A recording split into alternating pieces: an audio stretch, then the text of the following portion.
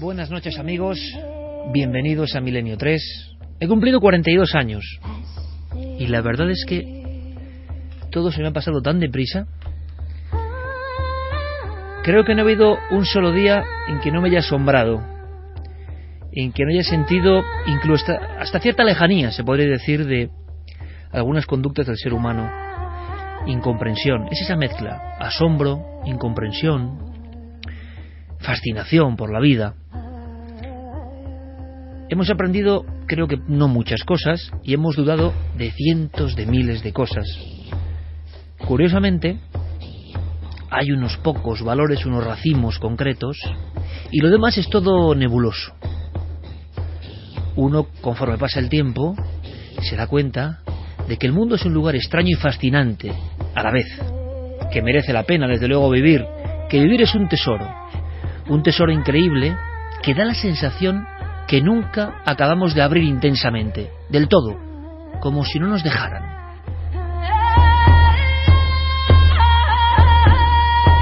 Yo, por cuestiones personales, he sido, desde niño, una persona envuelta en mil dudas, contradicciones, son las que me han forjado como persona. Esa es mi personalidad concreta.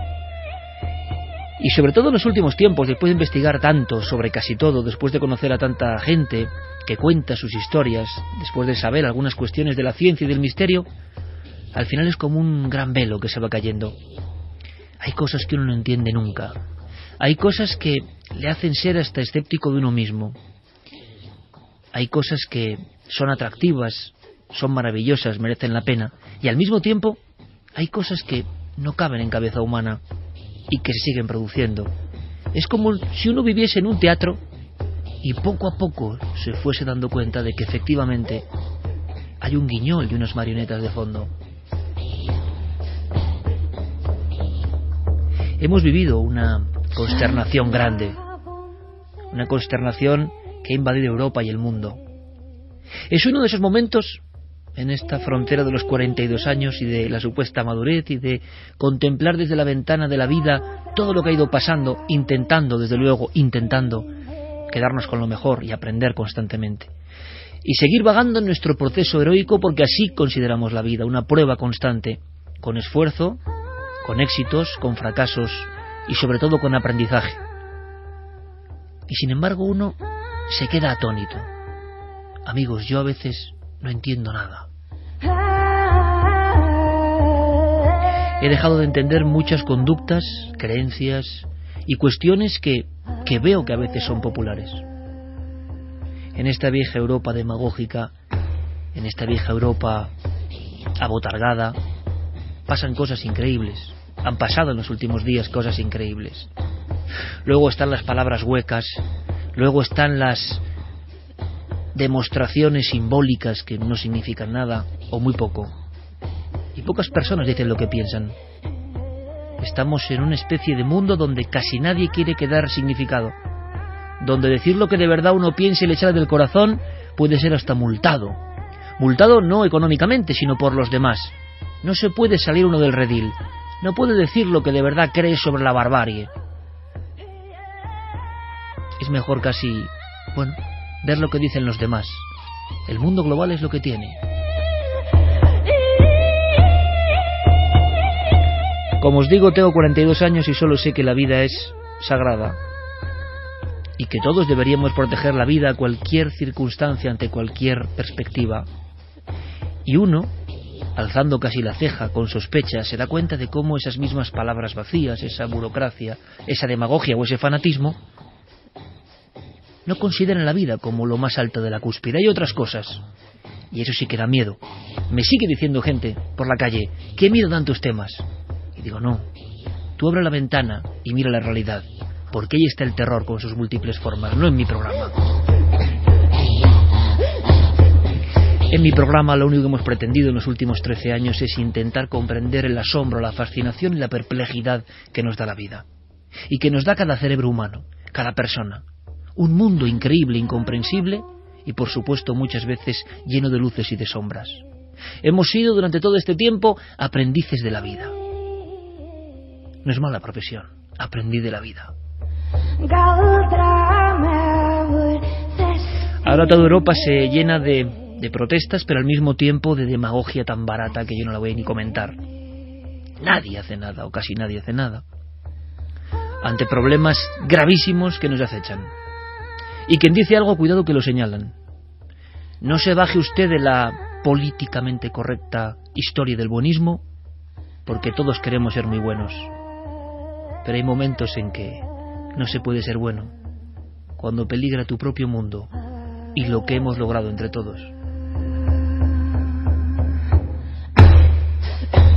Y luego los que miran para otro lado, y de eso podría hablar con conocimiento de causa.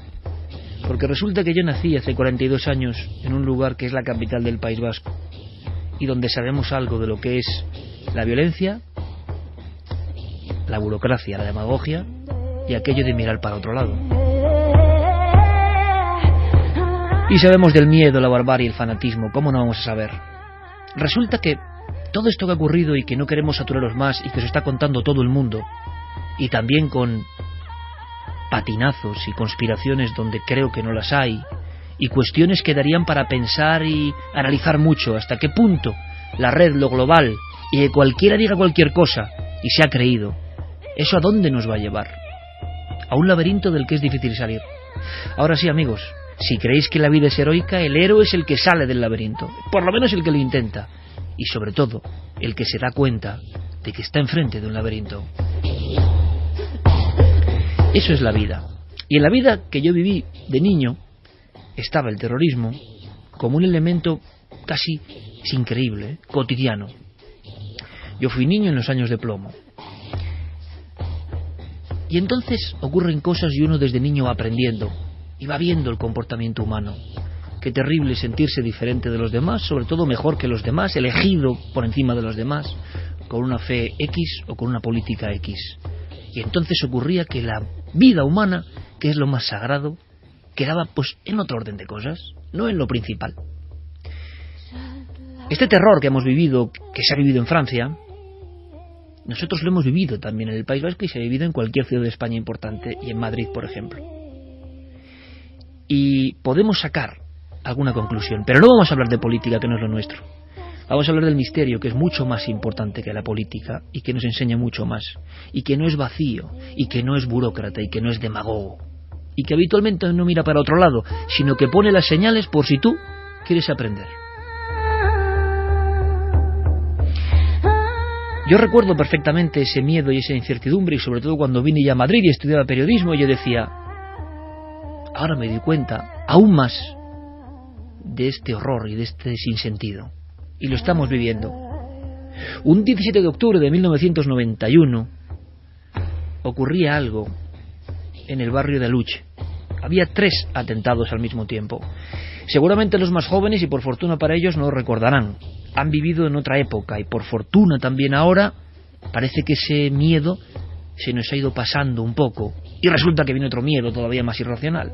Es como la eterna historia, el eterno bucle de locura en el que parece que el hombre, el ser humano, no puede zafarse.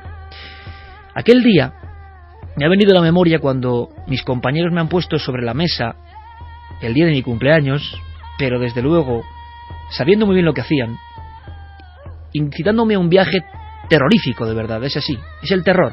La propia raíz de la palabra lo dice. Tengo en las manos la portada de ABC del 18 de octubre del 91 y no sé ni cómo describirlo. Era un atentado, en el suelo una niña dada por muerta, 13 años, pero que vivió.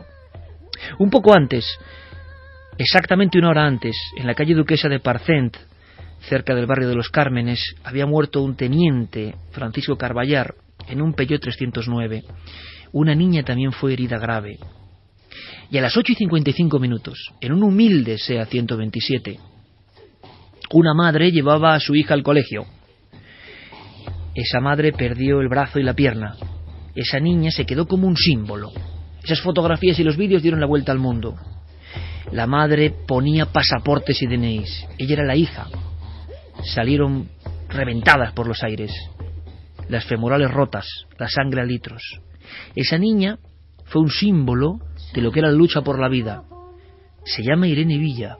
Y seguro que ahora con el nombre muchos han conectado con la historia. Y han conectado con miedos antiguos que creíamos ya enterrados y que son reales.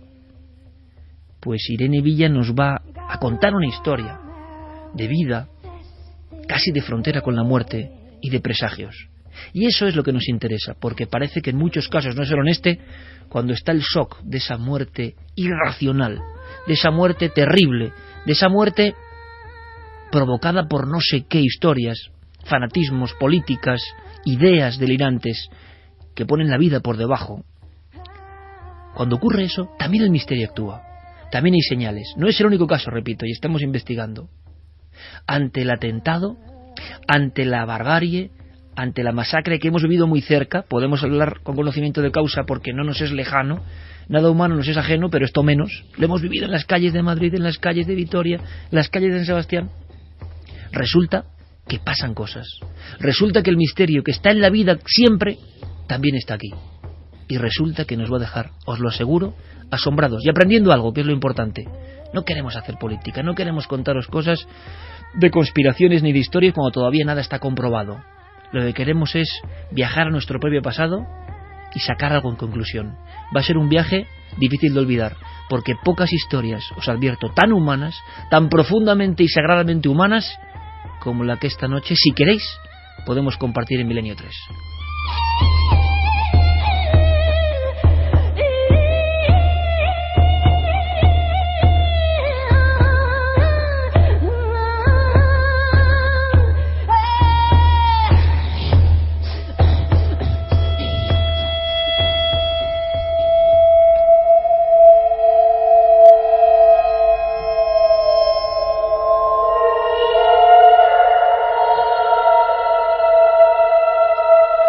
Con Fermín Agustí, Yeray Martínez, Diego Marañón y Guillermo León, ya en navedelmisterio.com y en ikerjiménez.com, preparando todo, con toda la actualidad, seguro en las redes sociales ya en Nave del Misterio, con todos los documentos y con este equipo. Y a mí me encanta, después de haber estado con mi familia y con mi hija, estar con la gente que yo quiero, que es mi equipo aquí presente, porque es simbólico, es un día importante para uno que sigue haciendo lo que siempre ha hecho desde que tiene uso de razón, procurar, a pesar de la vida, no perder al niño que lleva dentro y observar con ojos de niño toda la realidad para trasladaros alguna cuestión.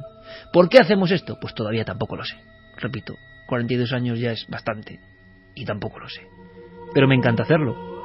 Carmen, buenas noches.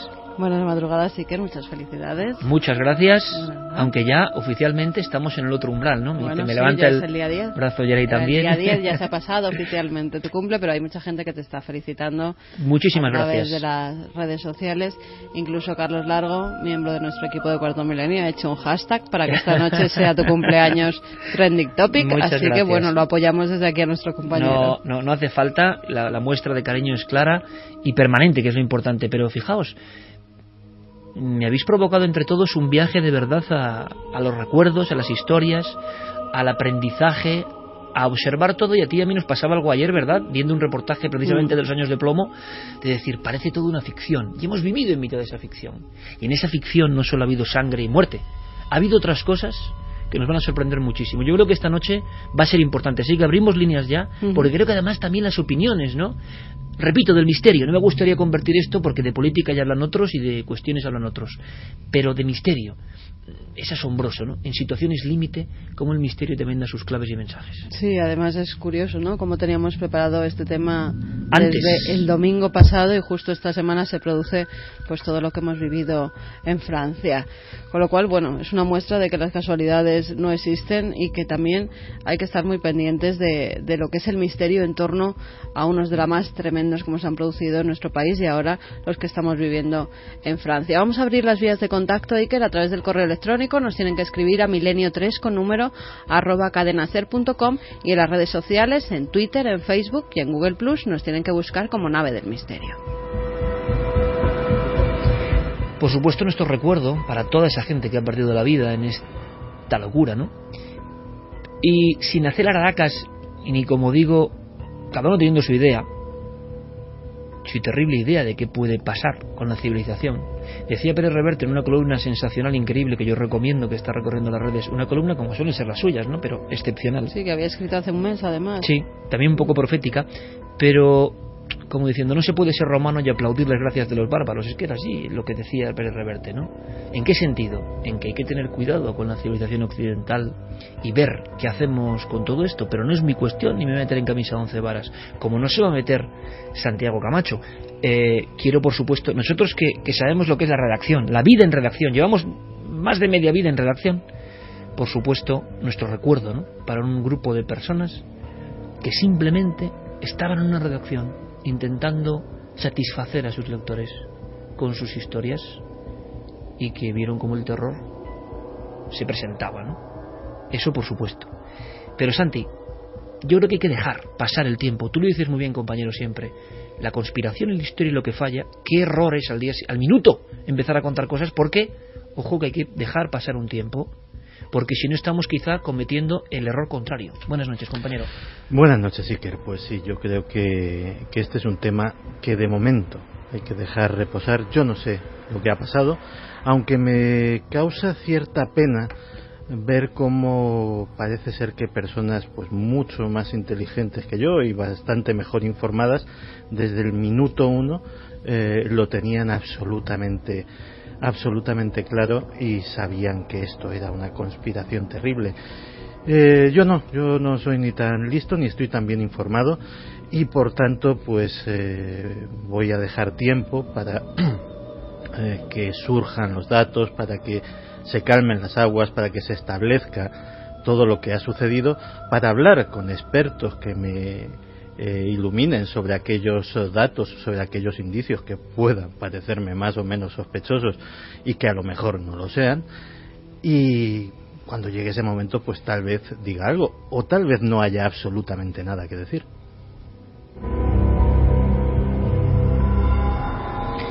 Javier, compañero, buenas noches. Muy buenas noches. Además, tú has investigado paralelamente y sabes que lo que vamos a contar ahora como un caso concreto no es excepcional.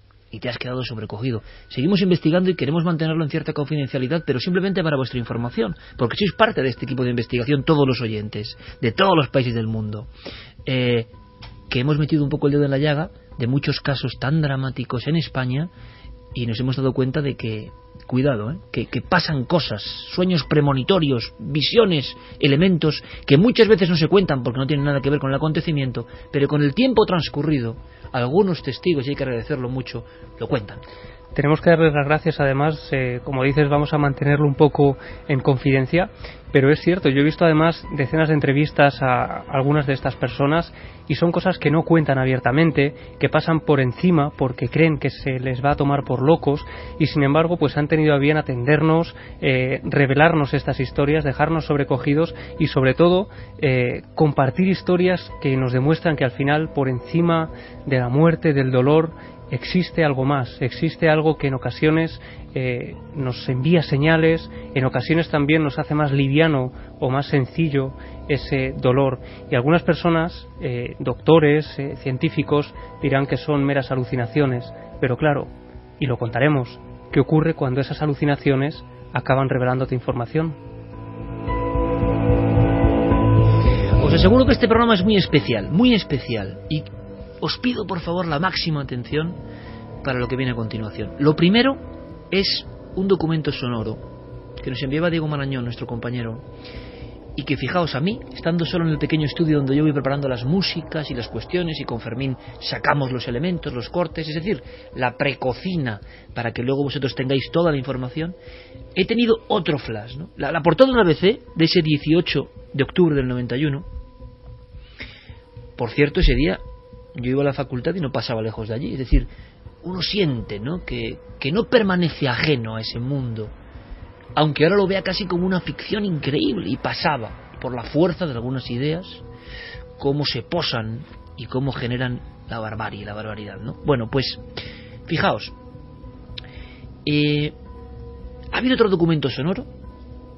Era la información que se daba en Informe Semanal, compañeros de el programa más veterano de la historia de la televisión. Un recuerdo siempre para nuestro querido amigo Baltasar Magro. Yo recuerdo una ocasión en que Baltasar Magro, en un acto, estaba él y sonaba la música de Informe Semanal. Ahora con Clara yo escuchaba la música de Informe Semanal y me ha dado, espero que os ocurra, amigos oyentes, una coz en el pecho, porque en este ambiente, con estas fotografías, y eso ha sido un traslado en el tiempo, por desgracia, se informaba de esto casi cotidianamente. Vamos a ver el resultado sonoro de eso. Ha sido un viaje en el tiempo, esa sintonía tremenda. Madrid, 8 de la mañana, asesinado Francisco Carballar Muñoz, de 47 años. 9 menos 20, 200 metros del atentado anterior. María Jesús González Gutiérrez, de 40 años, y su hija Irene Villa, de 13 años, gravísimamente heridas. Pues es que, bueno, es una chica estupenda, efectivamente. Muy buenas tardes. Toda España ha quedado traumatizada por los terribles atentados de esta mañana. Mi madre me dejaba a mí en el colegio, luego iba a la comisaría y mi hermana se iba un rato antes. Le dije a mi madre, mamá, ¿y si nos han puesto una bomba a nosotras también? Y mi madre dijo, anda, hija, que eso solo se lo ponen a la gente importante y ni tú ni yo somos importantes. Buenas noches de nuevo y empezamos el programa. Irene Villa, esa niña de 13 años que fue víctima de un atentado terrorista en el mes de octubre pasado, ha vuelto a andar. 9 meses después ha dado un paso muy importante en su rehabilitación. Esta es la sintonía, el viaje en el tiempo. ¿Cuántas veces de niños y no tan niños vivimos la historia a través de estas coordenadas sonoras? Que son de otra cadena, pero me da igual. Era la televisión que había, y esta música nos traía muchas veces, hay que decirlo, imágenes de impacto, el horror, la vida, contar la vida. Y ocurría a través de esto. Y esto mezclado con estas voces de esa niña que, como en una nueva vida, simbólicamente o no, casualidad o no, a los 9 meses, vuelve a la vida. Es un renacimiento. Porque las imágenes en blanco y negro que yo he estado observando, Irene no tiene piernas, es un tronco humano, la sangre brota a litros, la dan por muerta, en las manos también faltan los dedos, tiene los ojos cerrados como en un sueño. El coche es una especie de piña desmadejada de hierros, es un humilde 127. La madre ponía pasaportes y DNIs. Ese debía ser su pecado. Y la niña de 13 años, que le gustaba patinar, bailar, en una casa muy humilde, que se describe en las noticias y en los periódicos, con la vida truncada, pero no murió. Nos cuenta su historia. Clara Tauces tenía contacto con ella. Clara, buenas noches.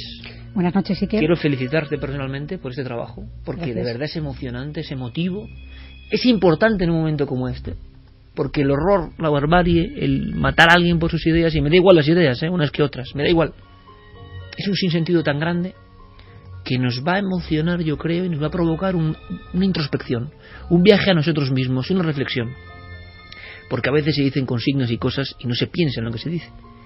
Pero es que encima, Irene, tú ya lo detectaste, te dejó varias de esas perlas que habitualmente no se cuentan, y por eso hemos vuelto a entrevistarnos con ella. Cara a cara tú has estado de nuevo con ella, estaremos en ocasiones con ella, evidentemente, porque primero es un ejemplo de superación como pocos yo recuerdo. Y ahora, viendo las fotografías, viendo la verdad un poco que estaba desdibujado en mi mente, claro, han pasado 23 años. Ahora me he dado cuenta del milagro de la vuelta a la vida y toda una serie de símbolos que quiero que compartáis con nosotros, porque el ejemplo, y ella da conferencias sobre esto, es de superación. En efecto, ella, desde que tuvo el atentado, como de una manera dramática, la vida le cambió.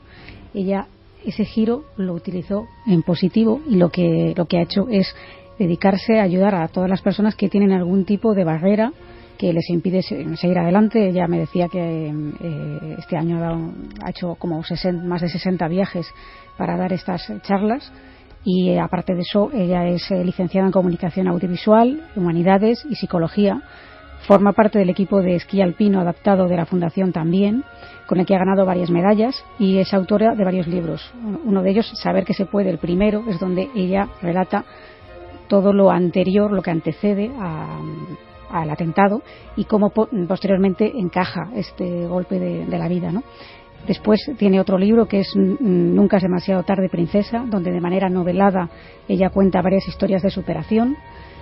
Y bueno, hace un par de días acaba de salir un nuevo libro que se llama El libro abrazo, que es un libro que realmente es una especie de diario para que nosotros llevemos ese diario con unas consignas para ayudarnos a sacar las partes buenas que tenemos, a potenciarlas y a intentar disminuir aquellas partes que son en las que fallamos, ¿no? Claro, a mí recuperar esta fotografía, por eso me refiero constantemente a ella, me ha impresionado tanto Es una fotografía simplemente, no tengo que ver más. Resume todo.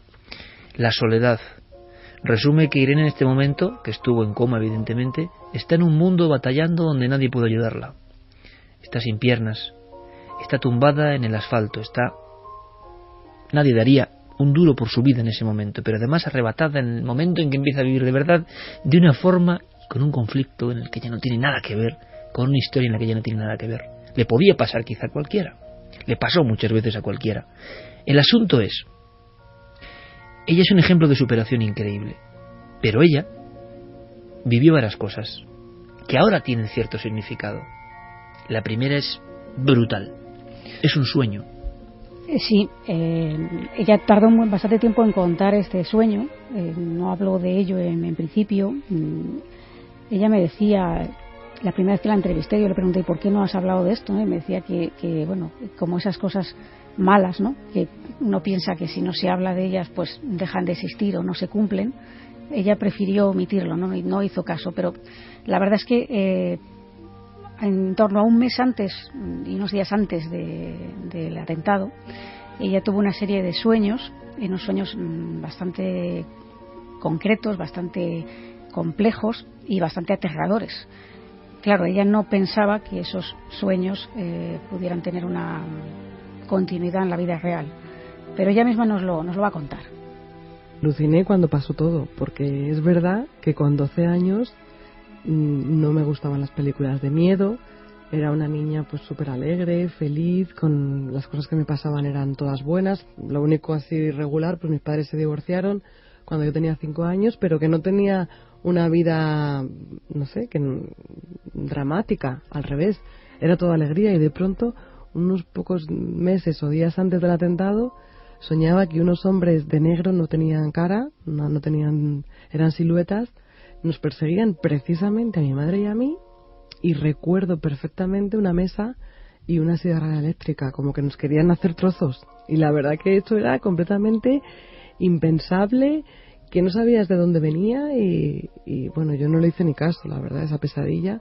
Pero no fue una noche, fueron varias. Y cuando de pronto nos ocurre y además aparecemos sin partes del cuerpo, dije, madre mía, qué premonición, ¿no? La verdad que me dio hasta miedo.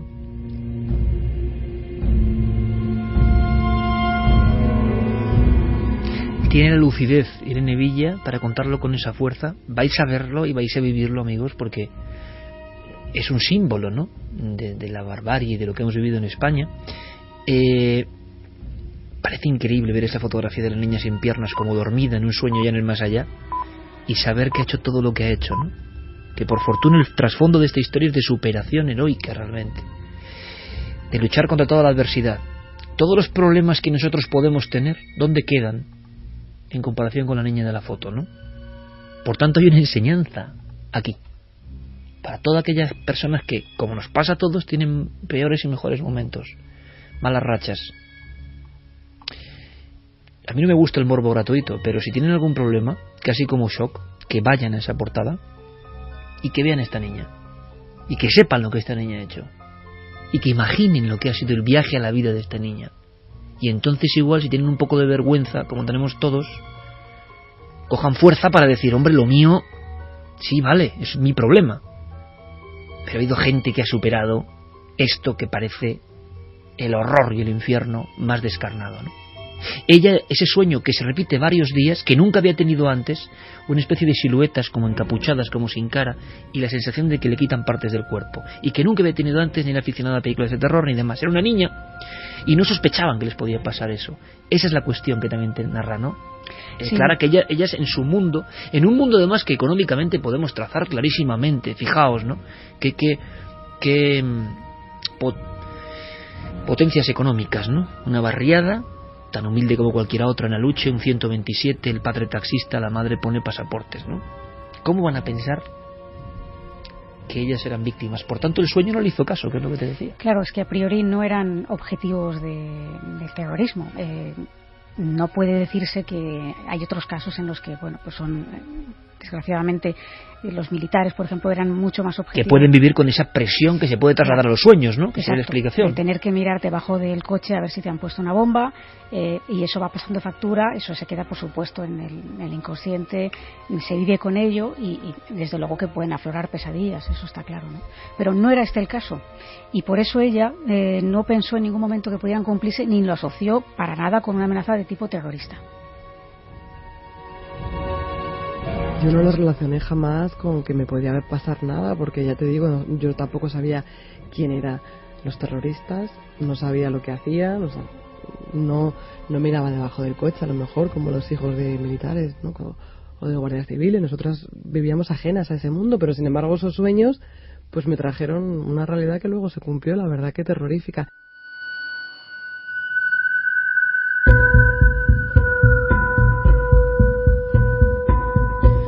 La verdad, sinceramente, y luego opinaremos, no sé qué significa esto, que tú tengas unos sueños premonitorios, porque tampoco te puedes salvar de lo que va a ocurrir. Es como si el cerebro se adelantase, como si unos símbolos se adelantasen. Deberíamos saber más de por qué pasa eso y pasa tantas veces. Otras veces no ocurre, evidentemente no ocurre. Ella, por tanto, no hace caso a esas pesadillas, clarísimas, simbólicas, porque no es lo mismo, Clara, pensar incluso en una explosión, a que unos encapuchados te troceen y que luego, precisamente, las fotografías e imágenes que dan la vuelta al mundo, lo que tuvo de casi de clic social este atentado en concreto, como ha habido otros. Por desgracia, no todos los atentados se miraban igual, y otros pasaban ya casi como por costumbre. Increíble que el ser humano se acostumbre a esto, pues se acostumbraba. Nos pasa en todas las noticias, en todas las cuestiones. Sin embargo, la simple imagen de una niña sola en el asfalto, sin piernas, casi a la altura de la cintura, eso provocó un shock general, como provocaron otros acontecimientos, como la muerte anunciada de Miguel Ángel Blanco, y como otras cuestiones que dices, ha habido atentados más tremendos, más terribles, aquí no hay muerte, en el caso de la madre y la hija. Y sin embargo, lo que hace diferente a esta historia, que se queda para siempre enhebrada en la memoria colectiva española, es la falta, la amputación, lo traumático. No hay muerte, pero hay casi algo peor, ¿no? Uno piensa que es casi peor. Y precisamente Irene sueña varios días con eso. No es una muerte, es que la van a trocear, y es lo que le pasa a ella y a su madre. Hay más familia, hay hermana, hay padre, no, solo ellas dos. Lo increíble, y no sabemos también por qué, pero simplemente lo dejamos ahí para que vosotros opinéis, es que otros miembros de la familia les pasan cosas, y esto ya es alucinante. Es como si en el núcleo familiar empezaran a ocurrir cosas antes de un atentado que nadie podía esperar, ¿no, Clara? Sí, como un cúmulo de circunstancias que, vistas por separado, quizá no tendrían tanta importancia, pero que al sumarlas y verlas en conjunto y tener noticia de lo que pasó después, cobran bastante sentido. Como decimos, Irene tiene una hermana que se llama Virginia, que era un poco mayor que ella. En ese momento Virginia tenía 15 años, iba al instituto, y esa mañana no estaba muy tranquila. Acababa de producirse otro atentado, del que hemos hablado antes. Una hora antes, 7:55. Muy cerca de donde ellas estaban. Y Virginia no tenía nada claro el hecho de... O sea, estaba muy intranquila, ¿no? Esto fue un poco lo que ella vivió. Mi hermana, por ejemplo, también lo que tuvo aquella mañana fue también la sensación de que algo malo iba a ocurrir. Porque ella... Bueno, escuchamos una explosión desayunando a las 3 y había habido un atentado justo muy cerquita de nuestra casa. Entonces ella tenía que irse al instituto y no quería irse. Le dijo a mi madre, no mamá, yo no me voy, que tengo miedo. Y mi madre, pero hija, ¿miedo de qué? Tú vete a clase, que vas a llegar tarde, que no pasa nada, no te preocupes, yo dejo a Irene en su colegio, luego me voy a la comisaría, que hacía DNIs y pasaportes, y que no va a pasar nada. Pero claro, a mí me transmitió ese miedo. Y antes de subir al coche, precisamente, le dije a mi madre, mamá, ¿y si nos han puesto una bomba a nosotras? Y mi madre dijo, anda. ¿Pero cómo nos van a poner una bomba? Si eso se lo ponen a la gente que es importante. Y tú y yo no somos nadie. Así que venga, sube al coche. Y ya no nos acordamos de nada más.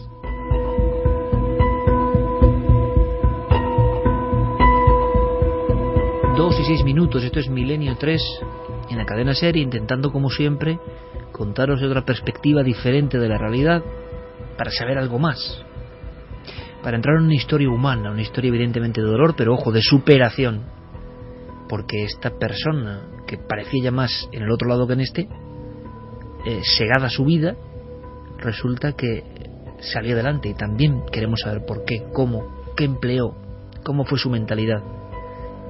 Pero está claro que en la familia estaban ocurriendo cosas, y lo de la hermana, que puede parecer lógico si está ocurriendo en Madrid eso, va más allá, con un acontecimiento que ocurre además en otro lugar que no es la casa.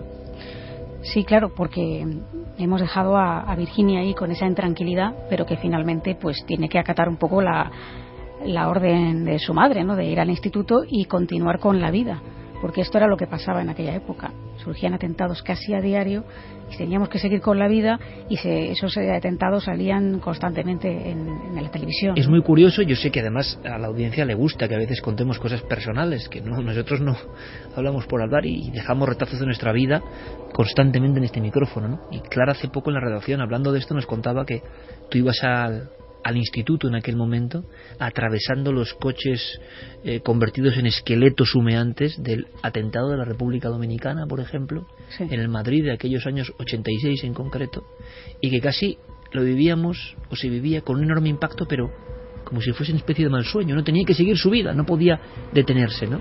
Es lo que ocurre en este caso también. Exacto. Ella finalmente marcha al instituto y sigue estando muy intranquila. Ella no quería dejarnos, sabía que algo malo iba a pasar y no quería incluso ni que saliésemos de casa, ninguna de las tres.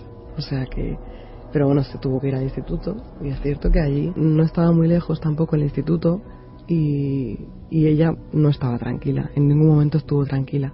Y a las 9 menos 5, que fue cuando explotó la bomba, ella ya estaba en clase, porque ella entraba antes, y se sobresaltó.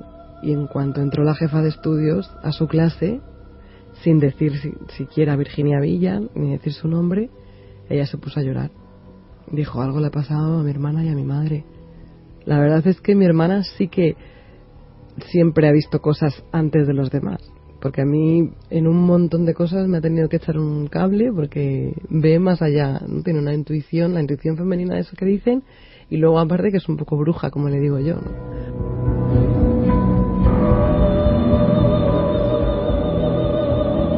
Y en ese momento, mientras la hermana estaba teniendo esa especie de angustia, de ese arrebato, que es otro elemento, y que tiene la conciencia clara de que a su madre y a su otra hermana le está pasando algo, es como si confluyeran ciertas cosas. Repito, este fenómeno no es único, sino que ocurre en varios casos, algunos muy conocidos, de atentados terroristas, y precisamente no de personas que tenían que tener la presión permanente, ¿no?, que se intuye, por ejemplo, pues en miembros de la Fuerza de Seguridad del Estado, que en el fondo estaban ahí pues con eso casi cotidianamente, ¿no?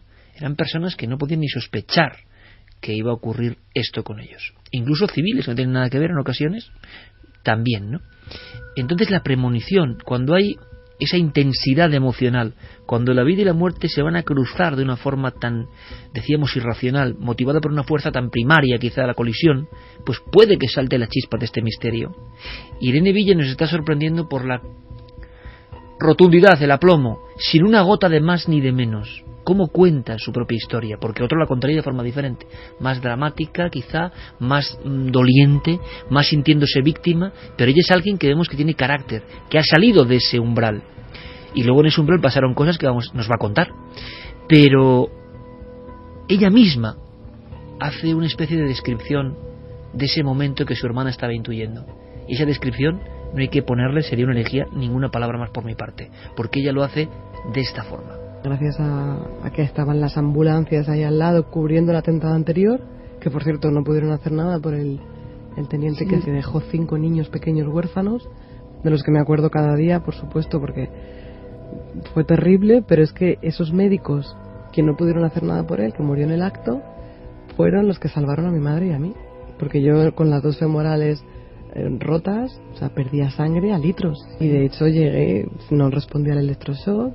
Y bueno, fue un milagro que de pronto me inyectaran sangre, que toda la gente se fue al Gómez Ulla a donar sangre, y la solidaridad de los madrileños, los españoles, de toda la gente que pasaba por allí, y gracias a eso sobreviví.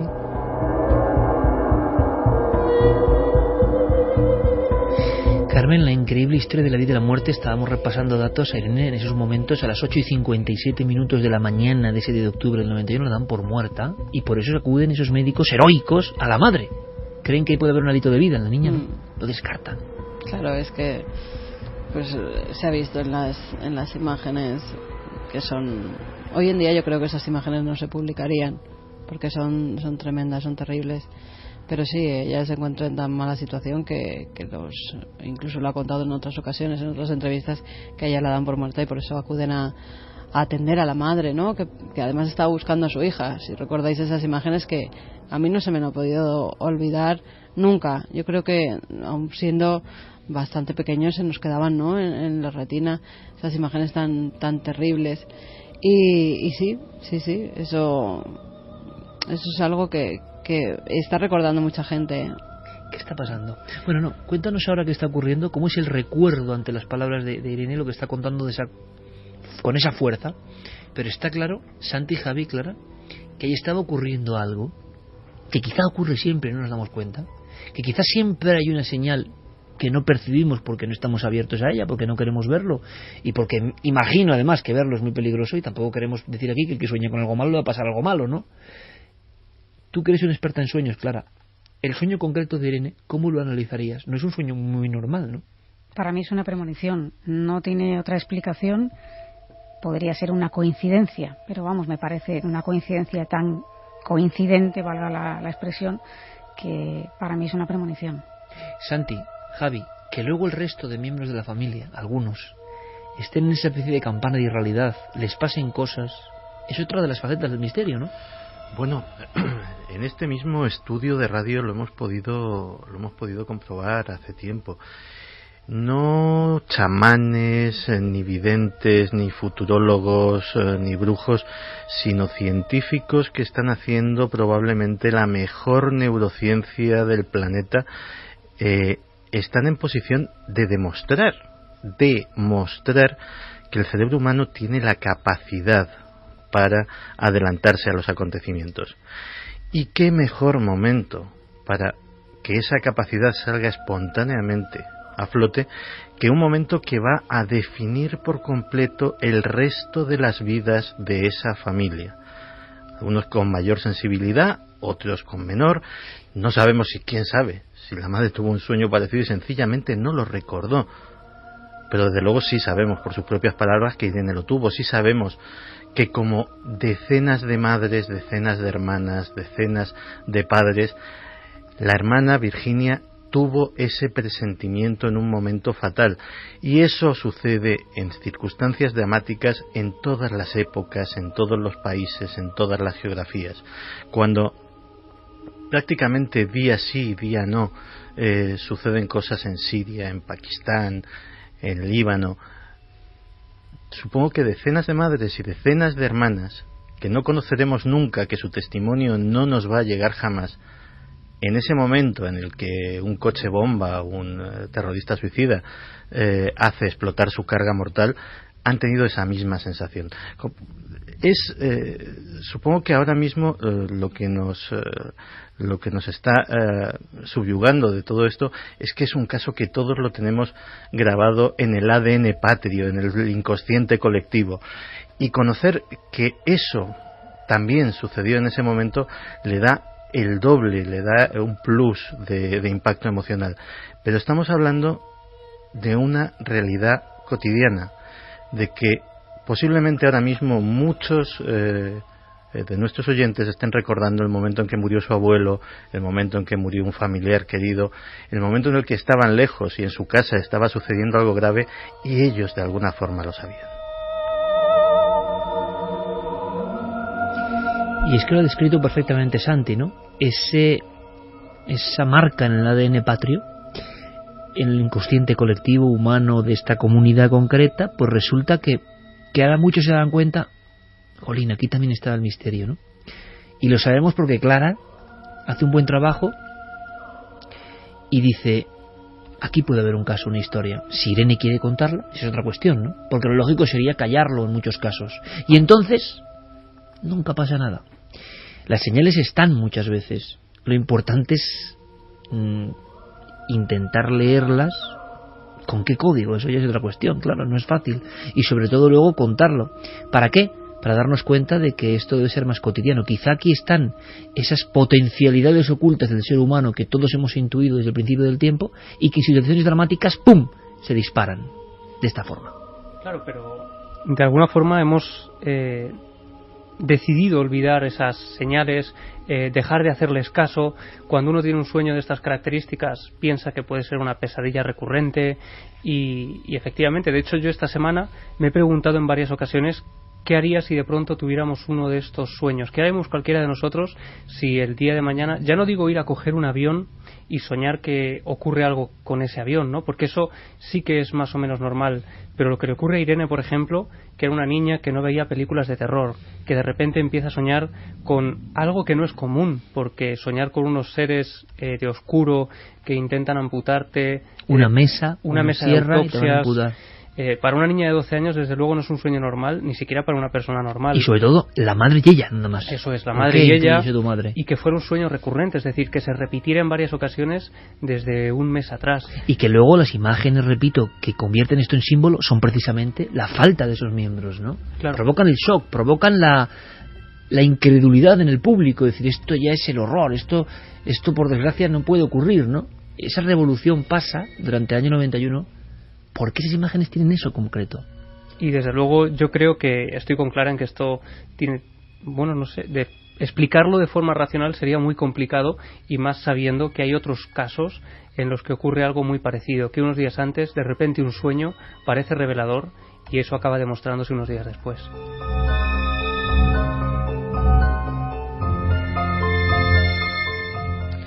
Vamos con algunos mensajes. En algunos nos recordaban que siempre en grandes tragedias, o como el Corona de Aragón o como el accidente de los rodeos, ha habido premoniciones, ha habido sueños anteriores a que se produjeran esas tragedias, y en cierta forma el ser humano puede prever esos hechos que te ocurran, o es algo misterioso que por el momento no se puede explicar, ¿no? Por el momento no tenemos... Es algo que de momento se esconde, incluso por parte de todos, ¿no?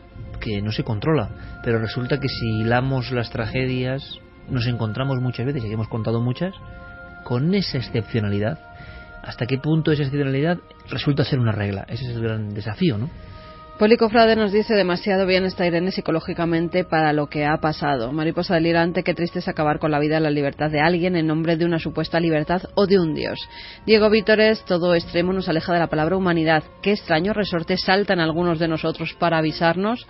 Lali Mac dice: mi admiración a Irene Villa una vez más. Muchos no somos capaces de superar ni una mínima parte de lo que ha hecho ella. Claudia Domingo: es tremendo el caso de Irene Villa y todas las atrocidades terroristas. Gracias por traernos este terrible caso, Clara. María Teresa Corral dice que ella tuvo un sueño también. Un mes antes de la muerte de mi hijo soñaba repetidamente que la tierra se abría y salían gritos y mucho llanto y dolor. Se repetía noche tras noche. No sé si tiene relación. Podrían decirme: mi hijo murió de pronto a las 3 de la madrugada. Madre mía. Nos cuentan también, por ejemplo, Joe Ángel López: no es lo mismo, pero mi hermana mayor también en su día con 12 años soñó con que a mi abuela la venía a buscar una bruja y la parte derecha del cuerpo la tenía flácida. A los pocos meses a mi abuela le dio una trombosis, dejándola paralizada la parte derecha del cuerpo y falleciendo a las pocas semanas. Qué simbólico esto, por ejemplo, ¿no? Como si hubiera arquetipos en un mundo paralelo que no entendemos y que a veces, porque no siempre evidentemente, se presentan, ¿no? Te avisan, ¿no?, de que algo malo va a ocurrir, además muy parecido con lo que luego posteriormente ocurre. Loreto Gasván: solo a los que nos pasa sabemos lo que es que te dé un vuelco el corazón y quedarte con un mal cuerpo sabiendo que algo malo va a pasar. Fexter: bueno, es que siendo pequeño no puedes a veces seguir las corazonadas, aunque los niños las tienen más a menudo. José dice que aún recuerda esa mañana como si hubiese sido esta mañana y que le ha transportado a esa mañana mientras nos preparábamos para ir al cole. Urixon: yo recuerdo perfectamente las imágenes viendo las noticias, difíciles de olvidar. Laura Fernández: solo quisiera que si tengo hijos tuvieran que tirar de hemeroteca para saber lo que es un atentado terrorista. Hubo más cosas, más elementos que luego la propia Irene ha ido investigando, ¿no? ¿Qué se removió aquí en lo convencional y se convirtió en excepcional? Pasa siempre, porque aquí Es la gran pregunta, ¿no? Y no nos damos cuenta, no lo sabemos, sería mucho aventurar, pero este caso, como decía Santiago, es tan simbólico que conocer que el misterio lo envolvió. Hay hasta elementos que pueden ser, comparado con el sueño, más anecdóticos, pero muy curiosos. Yo no sé si la quiromancia, por ejemplo, acierta o no. Tengo bastantes dudas. Es cierto que antiguas creencias así lo atestiguaban, pero claro, también, como decía de la película Orígenes, en el ojo hay un mapa, bueno, ni lo sabemos ni nos enseñan. En la mano hay un mapa. Se ha frivolizado tanto que esto queda como una guía para epatar a las amiguitas y a los amiguitos y es una tontería, o no, o realmente hay una historia que, como estas señales y presagios, nos han eliminado y por eso no sabemos la profunda verdad. Bueno, pues de quirología también podríamos hablar en esta historia, ¿no? De quirología callejera. Sí, porque poco antes de producirse el atentado, Irene estaba un día en el retiro con su padre y, bueno, pues se le acercó una de esas gitanas que hay por el retiro que te quieren leer la mano, ¿no? Y a ella le dijo que iba a cruzar el charco. Claro, en ese momento su padre sonrió y de manera irónica dijo, como no sea nado. Claro, dejando muy claro la situación económica que tenía, ¿no? Exacto. Como hemos ya explicado un poco, las condiciones económicas de la familia no era para que un viaje de esas características se diera. Y bueno, pues cuando ella se recuperó de las heridas, y ya pues, digamos que tenía un cierto bienestar para poder viajar, la invitaron a Disney World. Y también estuvo en Washington cuando fue nominada para el galardón Victoria. Así que en este caso acertó. Pero curiosamente a la madre de Irene también le leyeron la mano. A las dos protagonistas. No la misma persona, otra persona. Y otro día. Otro día diferente, poco antes del atentado. Y esto fue lo que ocurrió. Sí, le leyeron la mano y lo que pasa que no quiso seguir leyendo. Porque esta persona al principio vio que muy bien, porque dejaba de trabajar, que era lo que ella quería, porque era verdad. Bueno, pues como muchas, no, ella hacía muchas horas extras, pues para poder sacarnos adelante a mi hermana y a mí. Estaba todo el día en la comisaría. Entonces decía, vas a dejar de trabajar. Y mi madre, ay, qué bien, qué alegría, pero de verdad. Pero eso es que me va a tocar la lotería, porque vamos, si no, ¿cómo voy a dejar yo de trabajar? Y entonces decía, no es por algo bueno, así que no quiero seguir leyendo. Es algo muy malo, le dijo. Así que déjame, que no quiero seguir viendo. ¿Pero por qué? Pero por favor, míramelo, léemelo. Y no quiso. Así que se quedó con la intriga mi madre, pero es cierto que dejó de trabajar, claro, le dieron la invalidez.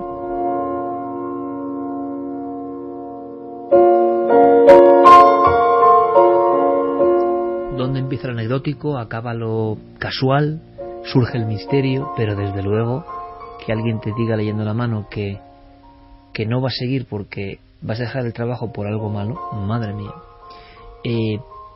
Puro azar, la madre y la hija, como si estuvieran señaladas por algo, ¿no? Como si pequeños impactos que no son racionales estuvieran avisando de algo que ellas, por supuesto, no podían ni intuir, ¿no? La frase de Irene, cuando ese día de octubre del 91 se monta en el 127, que quizá también los más jóvenes no lo sepan, ¿no? Pero era un coche pues de los más humildes que había. Para que veamos un poco, ¿no?, el entorno. Pone la llave de contacto y la última frase y después el no recuerdo es: hija, ¿cómo nos van a poner una bomba si nosotros no somos nadie? Por fortuna, ¿no? Pero parece que eran alguien y resulta que la explosión. Y para Irene un extraño viaje, un viaje que también te ha contado Clara y yo creo que es sumamente interesante porque se produce además el debate que comentaba Javi, el vivir algo y el que alguien inmediatamente, rápidamente te diga no, tranquilo, que eso es eso, pero uno se quede con la sensación de que lo que ha visto no tiene que ver con las drogas, con la morfina, con los calmantes, ¿no? Y que esa sensación se quede ahí en ella siempre. Sí, porque Irene pasó 3 días en coma y durante estos 3 días entre la vida y la muerte, tengamos en cuenta que había perdido mucha sangre, que se temía seriamente por su vida. Bueno, pues en ese tiempo, mientras todo el mundo estaba muy preocupado por ella, en cambio tuvo lo que ella me ha definido como la experiencia más placentera de su vida.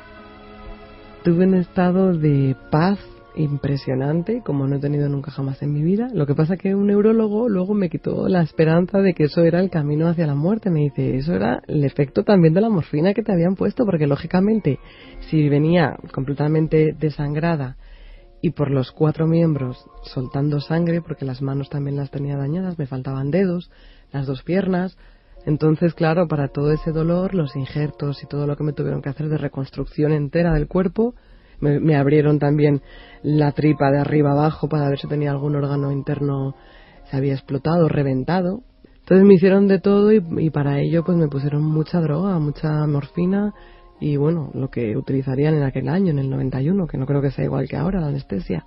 El caso es que, no sé si fue producto de la anestesia o del paso a la muerte, que yo no le tengo ningún miedo porque creo que es algo placentero y maravilloso el morirse, pero yo estaba en la gloria. 2:27, vaya frases más personales, ¿no? De una persona que ha estado en el umbral, porque ella llega a ver cosas. No es solo una cuestión de estar en un estado placentero, sino que llega a percibir una serie de elementos que le hacen estar muy bien y que no quería volver, que es lo que te contaba también, ¿no? Sí, ella estaba tan a gusto que no quería volver y pese a que escuchaba la voz de su padre, ella no quería regresar. Mi padre sentía que me llamaba y yo no quería ir. Como que él estaba en el lado de la vida de despiértate, tal, y yo que no, que yo me quedo aquí. Y la verdad que bueno, al final fue como un despertar, pero que yo estaba mejor en el otro mundo. Por eso no tengo miedo a la muerte, nada, jamás. A lo que sí tengo miedo, lógicamente, pues es un familiar, un ser querido, un hijo, por ejemplo, que eso sí que es horrible, ¿no? Que le pueda pasar algo. Pero yo al momento en que me muera, o cuando alguien se muere, no siento pena por esa persona. Creo que esa persona descansa. El problema es los que nos quedamos aquí, tenemos que afrontar una pérdida humana, eso sí que es duro. Vi, no sé, un lugar, sí, puede ser muy luminoso, muy placentero, muy a gusto. La verdad que han pasado ya muchos años, pero lo recuerdo como algo glorioso.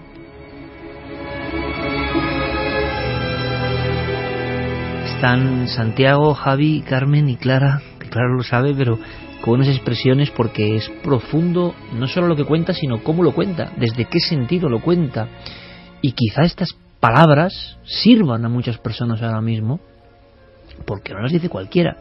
Las dice alguien que ha estado en ese umbral y de una forma muy dramática, inimaginable, en la más absoluta desesperanza, sola y perdida y sin sus miembros. Y de pronto ella dice que en ese coma está viendo un lugar, Clara, un lugar. Y que luego enseguida viene el neurólogo a decirle, en el fondo, ojo, no sé si era el neurólogo que intervino en la operación o no, pero lo heroico, vital, fundamental, siempre lo digo, me quito el sombrero, la acción de los médicos, clarísimo. Pero viene alguien que ya da un aspecto, que sea queriendo o no, como para que no te salgas del raíl. Entonces tú siempre vas a contar, no, me pusieron X elementos y por eso vi ese lugar. A lo mejor no tiene nada que ver, porque hemos visto que muchas personas sin esos elementos han visto prácticamente lo mismo, ¿no? Y también todo lo contrario, ¿cuántas operaciones se llevan a cabo a diario? Gente que le meten morfina, le meten anestesia... Y no ve ese lugar. Cualquiera, ¿no? Yo he tenido operaciones, alguna con anestesia general, por ejemplo, y la reacción o lo que uno vive es lo que viviría cualquier persona. ¿Por qué de repente gente que está con un pie en el otro mundo es justo la que tiene esas experiencias tan placenteras que le producen tal cambio que acaban perdiendo el miedo por completo a la muerte? Es que yo creo que, ¿verdad, compañeros? Hemos tenido aquí el renglón total de experiencia que en tu alma es tan fuerte que puedes hablar así. Es que si no hablas así, es que no se habla de la muerte, que es un gran dilema, enigma que está ahí, que si no nos angustia, ¿por qué no pensamos? Pero nos ha enseñado Occidente a no pensar en ello, pero ahí está. Y alguien habla con esta autoridad y con este cara a cara diciendo, yo sé que el que muere descansa, y quizás es porque ha estado en ese lugar. Es una declaración tremenda que a mí me ha impresionado tanto como la del compañero que vino con el tema de Belmez y nos dijo que ni por sus hijos quería regresar, que es que eso ya lo dice todo, ¿no? Pues sí, de hecho nosotros en el papel este extraño que nos ha tocado de ser casi los hechiceros de la tribu, buena parte de nuestro trabajo lo hacemos en esa línea, en la línea que separa la vida de la muerte, y hemos tenido que conocer, que entrevistar no solamente a personas como el doctor Gaona, que estudian este fenómeno, sino también a los que han estado y a los que han puesto un pie en el otro lado de la frontera. ¿Y qué tendrá eso? ¿Qué tendrá? Y algún día lo sabremos, queramos o no. ¿Qué tendrá que nadie vuelve igual? Nadie vuelve siendo... La experiencia es iniciática y transformadora. No son las mismas personas, y sobre todo hay algo común. O sea, eso sí que... la frase es: no tengo más miedo a la muerte. Esa frase la dicen el 100% de los casos de las personas que hemos conocido y entrevistado a lo largo de los años. Pues no sé, pero desde luego a mí yo me quedo, y es con lo que me quiero quedar personalmente, con que es como poco una experiencia muy alentadora. Una vez más tenemos ese elemento, ¿no? Alguien que habla cara a cara a la muerte, que a la muerte siempre se la está evitando, siempre se la está negando, siempre se la está metiendo en un cuarto oscuro. No vengas a quitarme lo que tengo. Y sin embargo hay personas, como dice Santiago, que el chip ha variado completamente. Y nosotros sabemos que están hablando desde un umbral que nosotros no entendemos. Nos pasó, ¿verdad?, con aquel compañero de Belme. Dices, es incomprensible lo que estás diciendo. Es increíble. Sí, sobre todo además cuando sabes que tienes, y él era consciente de que sus hijos en ese momento no tenían su niña pequeña, pero ni sus hijos le importaban, ¿no? Lo que más puede importar a un padre son sus hijos, y él no quería volver. Era tal el estado en el que se encontraba que ni siquiera por eso quería regresar, quería quedarse en ese otro lado, fuese lo que fuese. Desde lo racional era incomprensible. Yo creo que a veces sí que tiene que ver parte de la medicina, o sea, que hay ocasiones en las que no todo es ese otro lado. Cuando verdaderamente sí se está cerca, que con ese otro pie, con un pie al otro lado, es cuando se dan esas situaciones más parecidas. La droga te da otras visiones, y hay mucha gente que ha sido anestesiada, que ha estado muy mal, que le han inyectado morfina, y esas visiones no son las mismas que te cuentan los diferentes testigos, las personas que han vivido una ECM. Son diferentes. Ella habla de un lugar, a mí me parece enigmático, ¿no? Un lugar, no es un estado, y un lugar muy luminoso. Una luz, habla de una especie de luz. No vio túnel, no llegó a ver túnel, pero era así como una especie de luz. Ella menciona la palabra lugar, yo creo que refiriéndose a como la burbuja de paz, ¿no?, y de armonía en la que se encontraba. Ella, desde luego, es un ejemplo en este caso de resurrección, en el sentido de volver a la vida 9 meses después. También aquí hay una enseñanza, como decía Santiago, es alentador lo que estamos oyendo. En mitad de la barbarie no nos quedamos con la barbarie, con la sangre, con la desesperanza, con el dolor, ¿no?, sino que de repente está esta otra capa. Están las señales que pueden ser inquietantes, ¿no?, porque ahora vistas a posteriori dices, jolín, algo estaba avisando y nada se puede hacer, ¿no? La diatriba esta del destino, qué tremendo es. Bueno, pues resulta que ella sale adelante. Y siempre hemos creído en este programa en el concepto ese de lucha heroica. Estamos aquí para aprender de un proceso y no sabemos tampoco las reglas profundas que lo motivan. Pero hay personas cuyo ejemplo tiene que servirnos de algo. Yo no sé si estáis de acuerdo, pero tiene que servirnos de algo. Y a mí esa foto me lo pone claro, ¿no? Has estado allí, en el otro lado, en lo más sórdido que uno puede imaginar, en la mayor desprotección, sola, absolutamente imposible de que nadie te ayude, excepto algo que anda por ahí, no lo sabemos, y de pronto vuelves a la vida, y encima vuelves con una lección. Esto ya no es solo la experiencia, sino que esa lección está integrada en tu vida, y no es contarla porque eres un escritor o un periodista como nosotros, no, sino porque has estado en ese umbral y te has visto con eso. Y ella nos lo contaba con esta crudeza. En ese momento tú te preguntas 1000 cosas. ¿Y por qué me ha pasado esto? ¿Y yo qué tengo que ver con un problema o político o terrorista o lo que sea? Y claro, ¿qué hago yo en el medio de todo esto? Pero luego cuando pasa el tiempo y decides afrontarlo y sales fortalecido de ello, dices, pues mira, tenía que pasar pues para descubrir otra Irene, una Irene mucho más fuerte, y sin embargo pues esto me hizo fuerte. Entonces yo pienso que las cosas hay que sacar lo mejor que te puedan ofrecerte, y en este caso pues me dio una fortaleza que a lo mejor no habría tenido si no tengo que asumir esta realidad. Incluso Irene Villa, que nos ha contado la página B, ¿no?, la cara oculta, el misterio que no se conocía, y que no es un misterio cualquiera, ¿eh?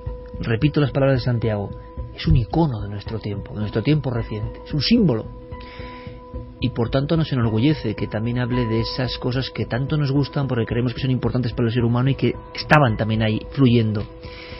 Pero ¿sabéis lo que cuando yo escucho estas palabras en concreto? Digo, ¿cómo puede ser el ser humano tan diferente? Decían que era una palabra de Dalí, ¿no? Hay más diferencia entre un ser humano y otro ser humano que entre dos animales de diferente especie. ¿Cómo puede haber gente que sea así? ¿Qué tiene? ¿Dónde está eso? ¿Dónde se adquiere esa fuerza interior para salir adelante en lo peor? Pues yo creo que es algo que elegimos. Fíjate que también premonitoriamente hace muy poco, justo antes de los atentados de París, leí una frase que me impactó. Y esa frase decía: un asesino no es un tío que lleva una pistola. Un asesino es el tío que aprieta el gatillo. Todos podemos elegir. Todos podemos elegir hacia dónde encaminamos nuestra vida. Incluso en las circunstancias más terribles, podemos abrazarnos a la parte positiva, a nuestra fuerza interior, a salir adelante, o podemos abandonarnos a la desesperación. Podemos reaccionar con ira y convertirnos en un asesino por Dios sabe qué causa, o podemos intentar construir un mundo un poco mejor. Y yo creo que Irene es precisamente un símbolo de esa capacidad de elección que tenemos todos y que algunos no queremos admitir y preferimos, no, es que mis circunstancias son muy malas, porque elegir, amigo mío, amiga mía, implica una responsabilidad. Tú tienes responsabilidad sobre tu vida y tú eres el arquitecto de lo que quieres ser y de lo que vas a ser, de lo que va a ser tu mundo alrededor, el de tu familia, el de tus amigos, y todo eso implica responsabilidades y elecciones. Irene eligió la vida, eligió la ilusión, eligió el perdón, eligió, en definitiva, un camino de luz. Podía haber elegido otro, pero eligió ese. Y nos deja un mensaje. Sí, porque precisamente, y suscribo todo lo que ha dicho Santiago, porque yo pienso exactamente así.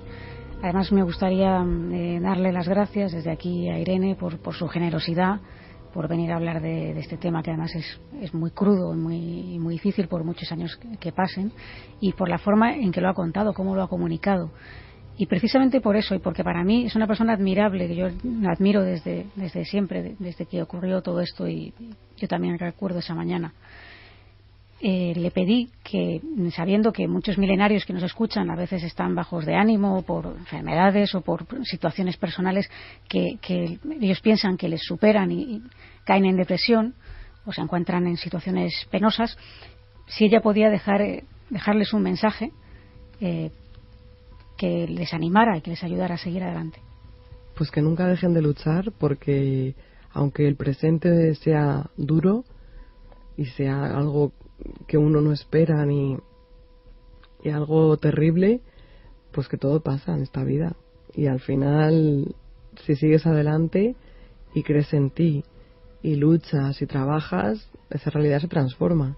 Y cuando es una realidad intransformable, inmutable, que uno no puede cambiar, pues cambia tú mismo. Y eso me ha pasado también, ¿no? Cuando no he podido cambiar una situación, por ejemplo, una bacteria que se instaló en el tornillo que me han puesto, con el que camino mejor, pero la contrapartida fue estar todo el día en el hospital, antibióticos, pinchazos, medicación. Bueno, pues lo que tuve que cambiar fue mi actitud. Cuando me empecé a desesperanzar, dije, de eso nada, esto no puede poder conmigo. Si no ha podido una bomba, que como dice mi madre, estamos a prueba de bomba, pues no va a poder una bacteria. Así que yo creo que todo consiste en tener ese ánimo y esa esperanza a prueba de cualquier cosa que te ocurra en la vida, y que la única derrota es el desaliento.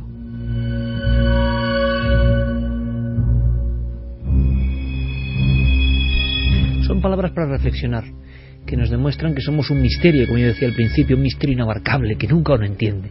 Uno no entenderá, si se pregunta las cosas, no entenderá nunca su especie, ni se entenderá a sí mismo del todo, y la vida será una búsqueda, ¿no? La vida pasa, parafraseando a John Lennon, pero yo digo, mientras estás buscando, ¿no?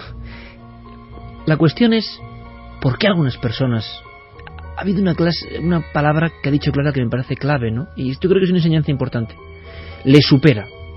cuando los problemas, sean cuales sean, nos superan y cuando nosotros superamos al problema.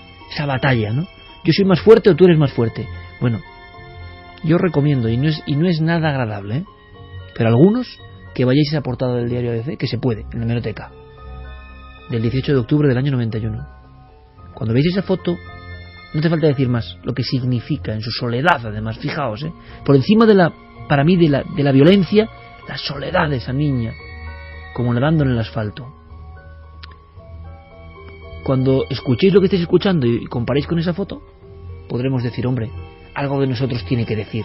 Hay que echarle redaños, sea cual sea la circunstancia que tengamos, porque sabemos que hay una fuerza que nos puede llevar. Lo contrario, lo vemos, ¿no? Nos ahogamos nosotros mismos, hombre, diariamente, a veces en vasos de agua, ¿no? Pues yo creo que esto, al final de un drama, puede ser una gran lección. Por tanto, como tiene ese elemento, Clara, yo te vuelvo a decir que gracias por traernos este testimonio realmente emocionante y simbólico. Las gracias hay que dárselas a ella realmente por venir aquí, además venir personalmente para hacer esta entrevista. Antes de marcharnos a Irlanda, para conocer otra historia desgraciadamente, el terrorismo, el terror es el tema, ¿no? Pero nosotros, como veis, con otras perspectivas poliédricas diferentes. Vamos a Irlanda porque ha habido una investigación que os va a sorprender. Pero sí me gustaría, ¿no? Unos mensajes sobre este tema tan especial. Ignacio dice, vaya lección de amar la vida que nos da Irene Villa a todos. Crazy, no me puedo imaginar la rabia que deben de sentir las víctimas como Irene al ver a los etarras salir en libertad impunemente. Dani Cobos, los pelos de punta escuchando los testimonios de Irene Villa.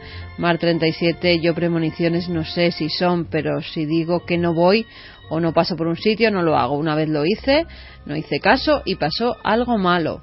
Paula Berrocal, estoy totalmente alucinada de cómo cuenta algo tan espantoso y que a pesar de todo vea algo bueno. Increíble. Un KB2, para decir esas palabras, ojo lo que habrá pasado. Impresionante. Buenas madrugadas, quiero trasladaros una pregunta que siempre me he realizado. ¿De qué sirve tener una premonición si no puedes evitarla? ¿O cómo se pueden leer esas señales? ¿Se puede evitar el suceso? No es la primera vez que he tenido premoniciones, generalmente en sueños que son totalmente reales. Sería algo extenso de exponer. Muchas gracias. Es que a veces y saludos milenarios. Parece inevitable, ¿no? Nos decía Fernanda. Es el problema. Bueno, yo creo que a veces hay que hacer caso de esos presentimientos, de esos impulsos. Sí, hombre, por ejemplo, ante un viaje, pero en el caso este en concreto, ¿qué vas a hacer? Era coger el coche para ir al colegio, ¿no? Su hermana ya lo dijo, no salir de casa, ¿no? Ya, es verdad. Es curioso, ¿eh? Es no muy bueno eso. Es muy bueno eso. Hay una escena en un momento en que no salgáis ninguna. Eso me has dejado bloqueado, ¿no? Es decir, es verdad, se produjo un momento en que la hermana quiso retenerlas. Pero claro, quizá si no hubieran salido ese día, pero en algún momento hubieran cogido el coche. Ya, pero bueno, nunca se sabe, ¿no? Pero es curioso, porque lo ha dicho Carmen muy bien, esa intuición, ¿no? Es decir, pero es verdad que hubo un momento en que alguien de la propia familia les dijo no. Qué curioso, ¿eh? Y también es curioso que sean justo las dos niñas las que tienen este tipo de premoniciones, de visiones o de intuición de que algo puede ocurrir, y la madre, sin embargo, pues es la persona que intenta poner un poco de cordura, claro, digamos, de racionalidad, ¿no? La otra niña ve al colegio y nosotros vamos al colegio. Es curioso, ¿eh? Hay una mente más infantil, quizá más joven, que está reaccionando o sintonizando con eso, y la otra no. Lorenzo dice, nunca había escuchado la parte misteriosa del atentado de Irene Villa. Es increíble cómo los sueños pueden decirte qué va a ocurrir. Basilio de la Iglesia, cierto lo de las premoniciones, yo he vivido alguna o algún hecho premonitorio y mi madre muy habitualmente ha presagiado cosas que se han cumplido. Entidad oscura, en los atentados del 11S hubo gente que dijo que días antes soñó con aquella tragedia, pero no se atrevieron a decirlo. Sara nos dice, recuerdo lo mal que me sentí una vez en el instituto mientras mi abuela moría en el hospital sin yo saberlo. Parece que nos une algo, ¿no? Hay un cierto cordón umbilical, sobre todo con familiares, que nos dice que algo malo están viviendo, que algo malo está pasando. Mario Leonardo dice, alguna vez se sueña varias veces con una misma cosa, nunca se da importancia al hecho, pero al final la propia experiencia pasa por algo similar o parecido, y es que siempre la misma pregunta, esto ya lo he vivido yo.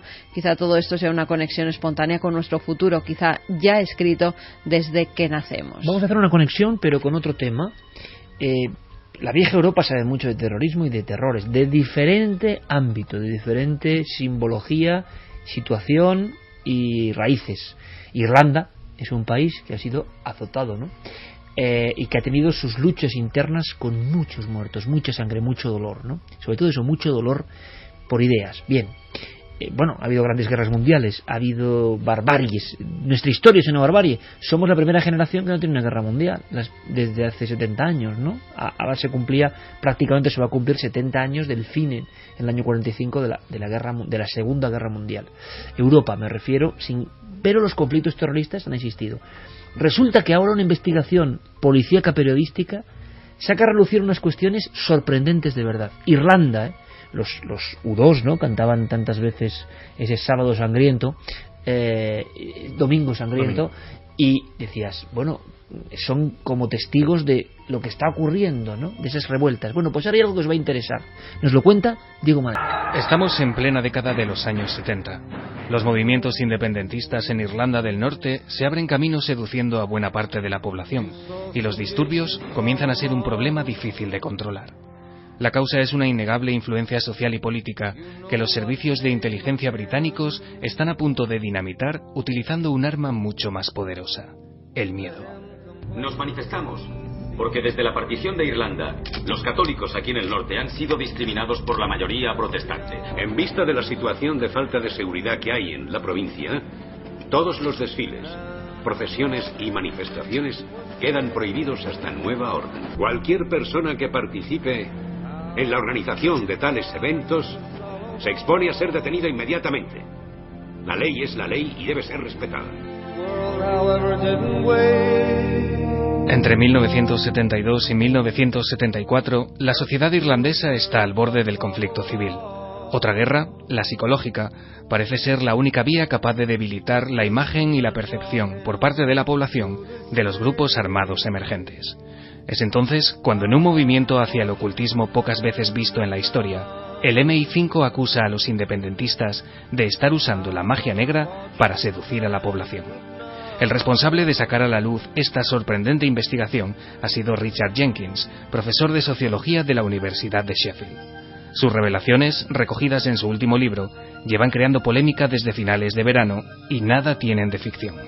Se basan en el testimonio directo y en las confesiones de varios oficiales, incluyendo al capitán Colin Wallace, el encargado de orquestar aquellas operaciones que él califica como ataques paramilitares a través de lo paranormal. El Exorcista aparece en las pantallas como una estremecedora historia de horror, tan fiel a la novela de William Peter Blatty, del mismo título, que hace cuentos de niños de películas como La semilla del diablo o La psicosis de Hitchcock. Se habla de filtraciones a la prensa de noticias sobre satanismo, posesiones, pactos con el diablo, brujería y todo tipo de temores de corte espiritual. Sabemos ahora que el ejército, en un intento de hacer más creíbles sus acusaciones, aprovechó el estado de pánico creado por películas como El Exorcista, llegando incluso a colocar velas oscuras y cruces invertidas en edificios abandonados de Belfast. Se intentó vincular los asesinatos y los episodios de torturas que estaban teniendo lugar con rituales de corte satánico. El objetivo, reforzar la sensación ante la devota sociedad irlandesa de que los disturbios y el clima de violencia recién instalado en el país habían abierto las mismísimas puertas del infierno. El miedo, pero el miedo que generó en los 70 especialmente, hemos hablado mucho de ella, esa película inimitable.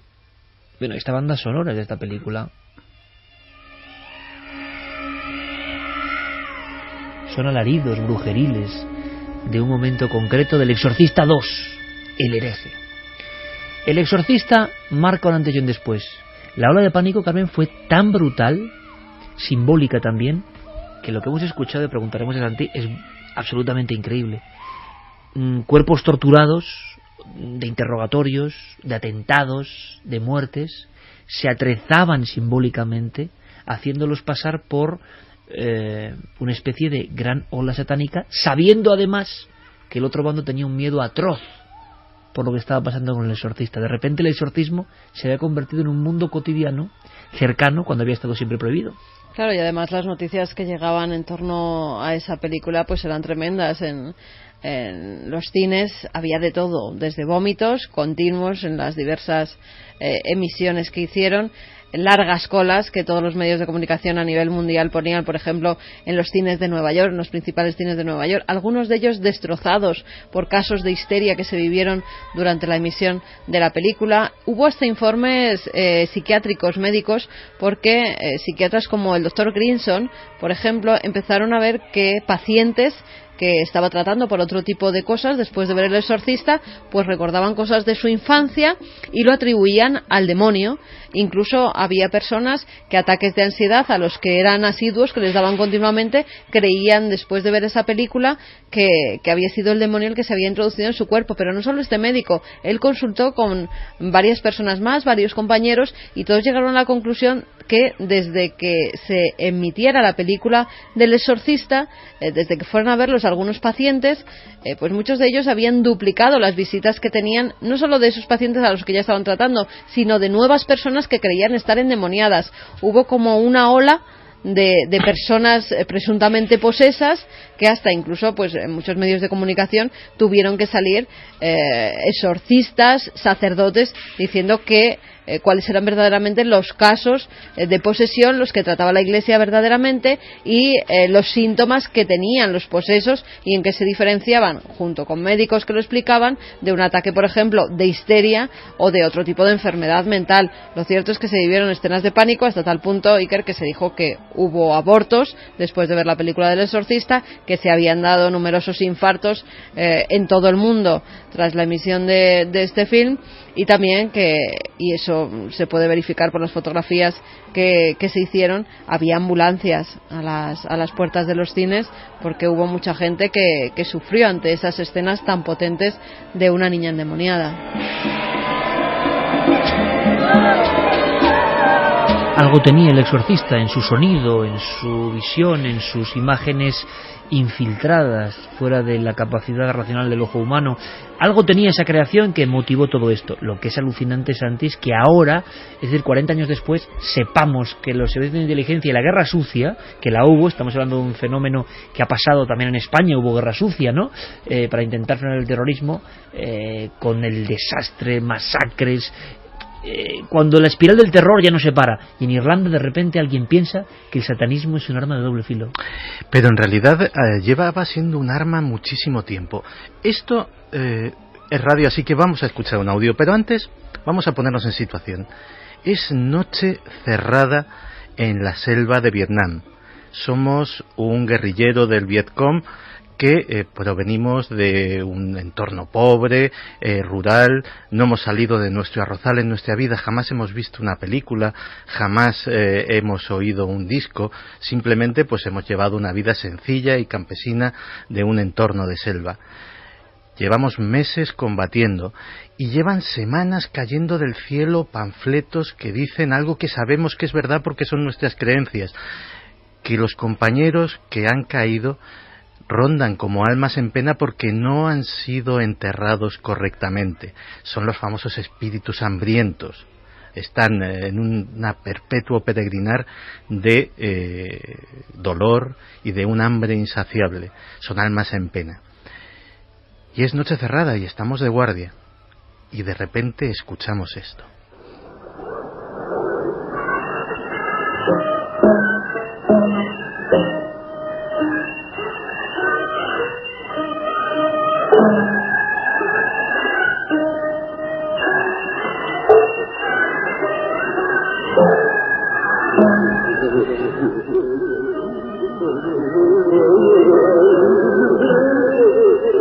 ¿Esto qué es, Santi?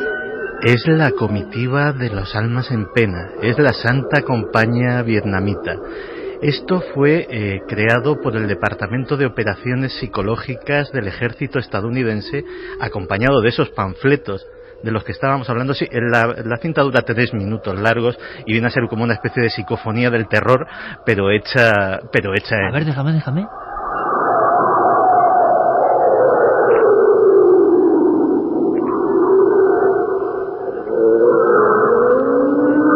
Curiosamente no se parece a ninguna psicofonía, es decir, las psicofonías tienen otro sonido, Pero esto es alucinante, ¿no? Se hace clarísimamente para amedrentar, y lo consiguió. Y lo consiguieron en muchas ocasiones. Ten en cuenta ese aspecto que te he dicho. Estamos hablando de gente que se ha criado en un entorno rural, que su concepto de la tecnología, posiblemente el fusil que llevan es lo más tecnológico que han... Pero ¿y lo colocaban y lo ponían en ciertos puntos? ¿O? Claro, con grandes altavoces. De hecho, incluso había pelotones que llevaban mochilas con altavoces y amplificadores a la espalda y recorrían la selva para aterrorizar. En algunos casos salían huyendo, en otros casos la moral del enemigo descendía muchísimo.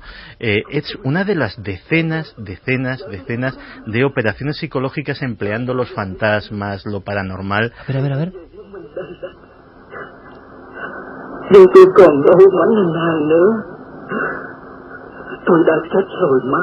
Esto es terrible, es que me estoy imaginando el alma del muerto vietnamita que le está hablando al otro, al lado de la foresta. Sí, que probablemente está diciendo algo así como que estoy muerto, no tengo sepultura, estoy vagando en esta selva y eso es lo que te va a suceder, Santi, a ti si te pillan los americanos, básicamente. Ese es el mensaje. Es el alma que se comunica con el soldado, ejemplo clarísimo, increíble, Santi, que nos traes de la guerra sucia, ya no en Irlanda, sino en Vietnam. No muy lejos en las fechas de lo que está pasando en Irlanda. Prácticamente podía ser contemporánea las dos cosas. Alucinante.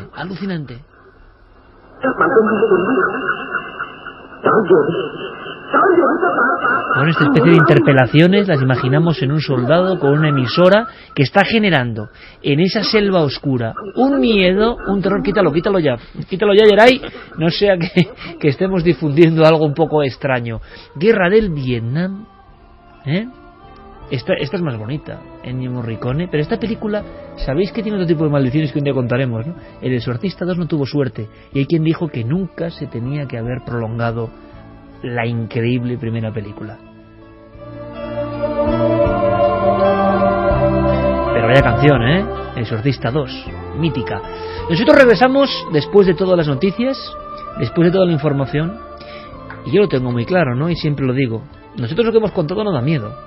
Hombre, esto último de Santi igual un poco, pero lo que hemos contado de Irene Villa y lo que nos ha contado Irene Villa, yo creo que es un ejemplo de transformación, de lucha y de pelea. Lo que da miedo, por desgracia, es lo que traen los compañeros, que es la última hora, lo que pasa en este loco mundo que ya uno a veces no lo entiende. Y como somos un poco Quijotes, a la vuelta, entre otras muchas cosas, vamos a hablar de uno de nuestros personajes preferidos. Creemos en ese espíritu auténtico del Quijote y os vamos a contar alguna cosa, repito, que no es nada particular. Se está investigando en torno a nuestra obra más célebre, pero que tiene un lado también desconocido, como lo tenía este caso que hemos contado. Os dejamos con las noticias y luego viene nuestra información paralela.